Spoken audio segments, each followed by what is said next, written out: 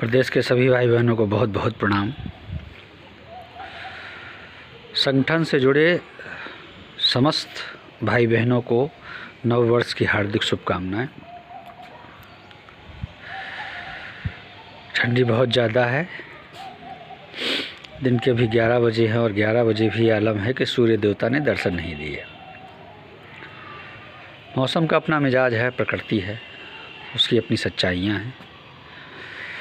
और हमारे संगठन के भाई बहन डेट को लेके बहुत परेशान हो जाते हैं। कोर्ट आज से खुल गई है, हाई कोर्ट इलाहाबाद, और उसी क्रम में हमारी डेट भी लगेगी और बहुत जल्दी लगेगी। दूसरा, हमारे जो नए जुड़े हुए भाई बहन हैं उनका सारा काम पूरा है, उनकी भी एक निश्चित डेट जल्द ही आएगी, वो बिल्कुल भी परेशान ना हो। अब वो संगठन के सक्रिय सदस्य तो थे ही, मगर संगठन की याचिका से जुड़ गए हैं, तब इसकी पूरी जिम्मेदारी संगठन की है। इस क्रम में किसका नाम है किसका नहीं है ये समय आने पर बताया जाएगा। बीच में न बताने की कोई संगठन की कोई नीति है, और कुछ भाई बहन ऐसे भी जुड़ जाते हैं जो थोड़ा सा डिस्टर्ब करते हैं। कृपया मैं उनसे करबद्ध निवेदन है मेरा कि वो संयमित रहें और संगठन के अनुशासन को बढ़ाएं, न कि घटाएं। लड़ाई बहुत ही कठिन, और ये मान के चलिए कि हम लोग अंतिम क्षणों वाली लड़ाई लड़ रहे हैं, और बहुत बहादुरी के साथ ये संगठन लड़ रहा है। और मैं सभी भाई बहनों के उज्जवल भविष्य की ये कामना करता हूँ, और निश्चित ही उनका जीवन बहुत मंगलकारी होगा। सबसे बड़ी बात ये 100% होगा, बिल्कुल होगा। निश्चिंत रहिए, मस्त रहिए, स्वस्थ रहिए। आप जितने संघर्षों से आगे बढ़ रहे हैं, ये आपके बच्चे देख रहे हैं कि मेरे माता पिता कितना संघर्ष करके आगे बढ़े। निश्चित ही वो धन का, पढ़ाई का, समय का सदुपयोग करेंगे, वो आप ही से सीख रहे हैं। दूसरा, जिस बहादुरी के साथ आज आप 11-12 वर्षों की तपस्या में लगे हुए हैं, इस संघर्ष को भी आपका परिवार, आपका समाज और स्पेशली आपके बच्चे देख रहे हैं। तो वो जानते हैं कि शायद कहीं ना कहीं जब नंबरों की बात चलती होगी तो ये भी बात चलती होगी कि देखिए मेरे पापा के, मेरी मम्मी के इतने अच्छे मार्क्स आए थे टेट में, फिर भी वो थोड़े से मार्क्स से मेन मेरिट से चूक गए। तो हमेशा निरंतर ये कोशिश करेंगे कि वो उन ऊंचाइयों को छुएं कि जितना एज मच एज पॉसिबल हो। तो आपका भविष्य, जो कि निश्चित ही बच्चे हैं, वो उज्जवल होगा। वो जानता है कि हमें इतना मार्जिन लेके चलना है, इतनी मेहनत करनी है कि हर एग्ज़ाम को हम क्रैक कर सकें और आगे बढ़ सकें। तीसरा और इम्पॉर्टेंट बात कि जिस तरीके से हम सबके माता पिता ने एक विज़न रख के हमको पढ़ाया है, एक विज़न रख के हमको जीवन में आगे बढ़ाया है, उसी प्रकार से हमारे बच्चे भी ये सब देख रहे हैं। और निश्चित ही जिस तरीके से माँ प्यार करती है, तो माँ बच्चों को हमेशा गोदी में उठाती है। वो हमेशा ये सोचती है कि कम से कम मेरा बेटा मेरे बराबर तो देख सके। लेकिन पिता हमेशा बच्चे को उठाएगा तो अपने कंधे पे बिठाता है। वो इसलिए बिठाता है कि जहाँ तक मैं नहीं देख सकता, वहाँ तक मेरा बेटा देख ले। तो माता पिता के दोनों विज़न हमारे बच्चे अवश्य पूरा करेंगे, इसीलिए हम सबका भविष्य मंगलकारी होगा। और आप निश्चिंत रखिए। देखिए, लड़ाई अपनी जगह है और जीवन और सामाजिक जीवन एक अपनी जगह है। वहाँ पर आप पढ़े लिखे हैं, आप जिस वर्ग से आते हैं उसको अध्यापक की श्रेणी में गिना जाता है। समाज के वो लोग जो इसको श्रेष्ठता की श्रेणी में नहीं रखते हैं, लेकिन तो उनकी सोच निम्नतम होती है।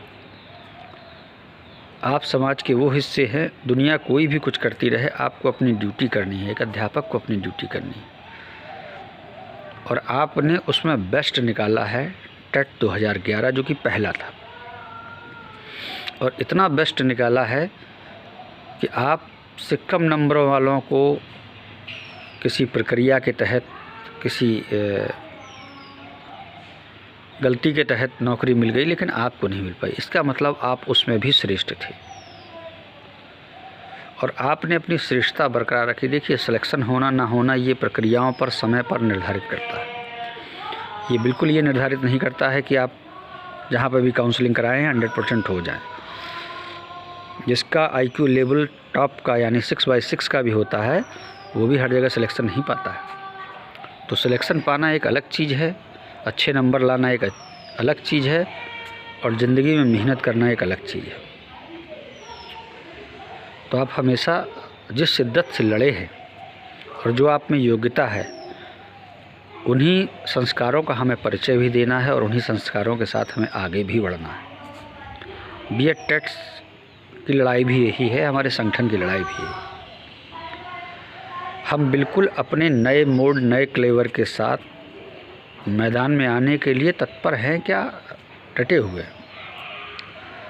और एक चीज़ हमेशा याद रखिए, क्या होगा क्या नहीं होगा, आप अगर विश्वास के साथ जुड़े हुए हैं तो आप विश्वास के साथ बने रहिए। एक छोटी सी हिंट है, अगर आप पकड़ना जानते हैं तो पकड़ लेंगे। बस मेरा इतना ही कहना है कि जो दांव हमने सपा के साथ लगाया था, सारी इफ़ बट किंतु परंतु को धता बताते हुए एक झटके में नौकरी पाने का उपाय था समाजवादी पार्टी। इस बात से आज उत्तर प्रदेश का प्रत्येक नौजवान सहमत होगा कि संगठन ने क्या दांव खेला है कि ना हाई कोर्ट की ज़रूरत, ना सुप्रीम कोर्ट की ज़रूरत। सरकार अगर बन गई तो सीधे सीधे आप अपनी चेयर पर होंगे। उससे भी ज़बरदस्त दांव है ये वाला, हाई कोर्ट इलाहाबाद वाला। यदि जज साहब ने जहमत उठाकर सिर्फ 10 सेकंड में वो 2 लाइन पढ़ ली जो हम पढ़वाना चाहते हैं, और अगले 10 सेकंड और समझने के लिए कि जो जज साहब ने 10 सेकंड समझ लिया, ईश्वर उनको 20 सेकंड की स्मरण शक्ति और सरस्वती जी को उनके साथ कर दे। उस 20 सेकंड में हिंदुस्तान का वो तगड़ा फैसला आएगा कि जीवन पर्यंत लोग याद करेंगे, जीवन पर्यंत लोग याद करेंगे। और ये जान लीजिए, उस 20 सेकंड में अगर आपको पढ़ लिया गया तो सरकार के लिए इतनी मुसीबत खड़ी हो जाएगी, इतनी मुसीबत खड़ी हो जाएगी कि ना वो सुप्रीम कोर्ट जाने के लायक रहेंगे, ना हाई कोर्ट में वो पैरवी करने के लायक रहेंगे। एकमात्र चारा उनके पास ये रहेगा कि इनको नियुक्ति देके या तो ये मामले को ख़त्म कर दें और या फिर आगामी समस्त भर्तियों को निरस्त करते हुए कोई कदम आगे बढ़ाए। तो आप खुद समझ सकते हैं कि पॉसिबिलिटी फिर किसकी ज़्यादा रहेगी। हम सब की, पूरी टीम की कोशिश ये रहती है कि हम पेन का ढक्कन बने, पेन नहीं। पेन के 2 पार्ट होते हैं, एक उसका ढक्कन और एक पूरा पेन जिससे लिखा जाता है। 95% वर्क जो है वो पेन ही करता है। सुबह शाम तक रगड़ता रहता है, निब उसकी ख़राब होती है, रिफ़िल उसकी बदली जाती है, इंक उसकी ख़राब होगी, घसीटा वही जाता है। लेकिन ज़िंदगी में जो 5% का क्लिक मारते हैं वो पेन का ढक्कन है, क्योंकि रात के जब पेन थक जाती है तो ढक्कन ऊपर से लगा के पॉकेट में रख दिया जाता है। और दुनिया भी किसको देखती है? जेब के अंदर वाले पार्ट को नहीं, ढक्कन वाले पार्ट को देखती है। तो हमेशा याद रखिए कि ज़िंदगी में कई मोड़ ऐसे आएंगे जहाँ पर आप क्लिक करके सीधे सीधे एकदम आप गोल तक पहुँच सकते हैं। और यही दिमाग होता है, यही शैली होती है और यही तरीके होते हैं कोर्ट के दांव पेच के। और जिसको पूर्ण करने में सक्षम है संगठन, पूरी तरीके से सक्षम। और निश्चिंत रहिए, क्योंकि ईश्वर के दरबार में आपने जो हाजिरी लगाई है सत्यता की, वो बेजोड़ है। फॉर्म एज ए नॉर्म्स आपने भरा, फीस तयशुदा फीस आपने जमा की, भर्ती की ही नहीं गई।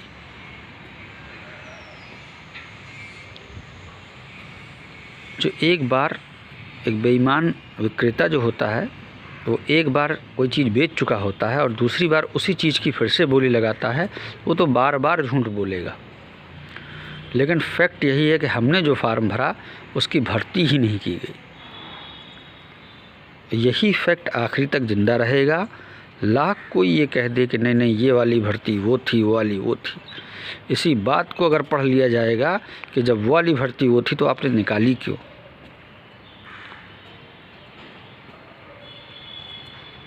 इसी बेस पर आप जीतेंगे, क्योंकि मेरी भर्ती ही नहीं हुई। आज से 8-10 दिन पहले एक सशक्त आदेश भी आया कि अगर फार्म भरा है तो उसकी भर्ती कहाँ, उनको नियुक्ति क्यों नहीं। उसकी भी विवेचना चल रही है हमारे सुप्रीम कोर्ट के लॉयर्स द्वारा। ज़रूरत पड़ी तो उस हथियार का भी सदुपयोग होगा यहाँ पर। और ये जान लीजिए कि मुझे कुछ आभास सा होने लगा है कि प्रकृति भी अब हम लोगों के साथ है। एक तरफ सुप्रीम कोर्ट में सुप्रीम पावर का, ऐसी सुप्रीम पावर का आना जिसको हम सब लोग बहुत दिन से देखना चाहते थे। पूर्व में शिक्षा मित्र के मामले से जुड़े थे साहब, और आज वो वहाँ पर जाके एक अच्छे फैसले दे रहे हैं। दूसरा ये है कि कोर्ट से भी कुछ ऐसे फैसले आने लगे हैं जो कि सत्यता के पैमाने पर थे और जिनको अब तक दबाया जा रहा था। उसी क्रम में एक हमारा भी मामला है, और हमारा मामला इतना ज़्यादा संवेदनशील है कि जिसको समझने की आवश्यकता है, जिसको महसूस करने की आवश्यकता है। अंग्रेजी में एक वर्ड है नॉटी। ज़्यादातर हम सब लोग उसको शरारत के उसमें यूज करते हैं कि नॉटी मीन्स शरारती या नटखट। लेकिन हकीकत में जो दूसरा वर्ड है उसका मतलब है, मतलब है जटिल समस्या। वहाँ पर भी इसका प्रयोग होता है, तो ये नॉटी वहाँ पर प्रयोग होने वाला है। और जब इस समस्या को एक समझदार व्यक्ति द्वारा समझा जाएगा, पढ़ा जाएगा, निश्चित ही वो एक दूरगामी परिणाम, एक दूरगामी जो है, दूर की सोच रखने वाला, वो ऐसा परिणाम व्यक्त करेगा कि जो हमारी पूर्व की सारी पीड़ाओं को, दुख को दूर कर देगा। और निश्चित ही हम सब लोग उसी मुकाम के लायक हैं और उस मुकाम पर हमें पहुंचना ही चाहिए। आप बिल्कुल निराश ना होइए, हताश ना होइए, जीवन अपने अंदाज से जीजिए। दूसरा, ये लड़ाई एक दूसरा पहलू है जीवन का, और आपका जीवन और सामाजिक जीवन और पारिवारिक जीवन एक अलग है। आप किसी से भी विमुख नहीं हो सकते।